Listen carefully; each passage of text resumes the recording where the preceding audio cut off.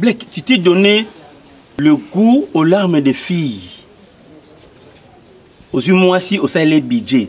Ceux qui budget si ok au du moi si mususu. Ok ko kangisana ba bana basi na ba camarade na bango et tu as mené ton sort.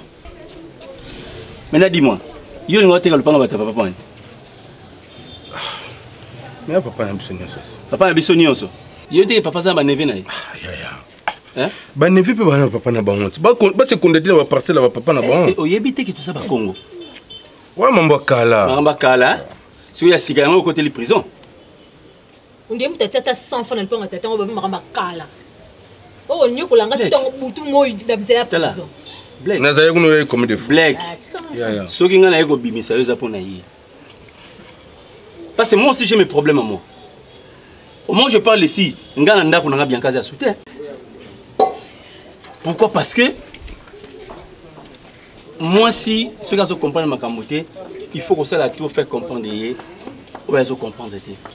Mais yo oyena ba commissionnaire ana le panga bata papa obosani que Philippe Malamba azali Deborah Tufansoni azali ba kolonoko parce que bazana droit na le panga noko na bango wana nyoso po oteka otela basi ba budget Black yo kasi orotama yo se balé bo comme moki parce que juste nem tabetu le solo qui ngana ngana teka parcelle le bati boza lukuta ya to lamka na tongo muna muna ba commissionnaire ba oleka leka ba otala ba ozo ba mesure le pan na kosi oh donc Black oza komi bang certain non bangoni o banga nini hein bon bilonga basi tongo midi pokwa yaya est-ce que ceux qui les alaraboy ceux qui n'ont les araboy ah ba kofa prison il y a prison hein on va sur la richesse até ah na soleil jeune grand Philippe Malamba azo zelo na kisanto kotia oté ko bosa na te oza liberté provisoire parce que liberté provisoire wana oza na chance ba kateli yo te ke obimati donc on va en profiter au que nous vendre na kisanto ah ya wa bosa wa mam ki ya yo sali pena bien siko wana siko oza mkola nani mais na mkola jismi oh siko le koza mkola jismi yende mdatinda ki yo ozo sa mesure ya lopango Bleko zo banga te. Peut-être makama ba conflit parcellaire et lié rabat. Ta ola mkatongo mo boite ka kangana mbanga na yo. Ya côté ka parcelle ngé profiter na biso nyonso. C'est simple. Sens ni. Même bon tu ka bolat. Yo singa te ka parcelle bena pesa mino de côté.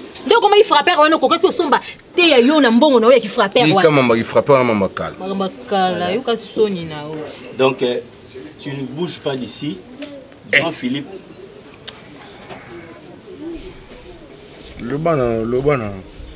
Grand Philippe Malamba zoya ana jeep na ye. Azo zoyo mbala moko tiki sant. On va na suna chasse. Waya. Ngai. OK n'était hein. OK sant tout donc deux ana o te corriger na yo te. On a se corriger mon. Est-ce que o yebite que so ba kango sunga na oyate? Omoni, yom to le bimise ka omoni. Et azaka ndiko na biso. L'état on a donc ko kutele kuna na modèle salité za chambre bon bazaki. Akwa po zo maladie to perdre.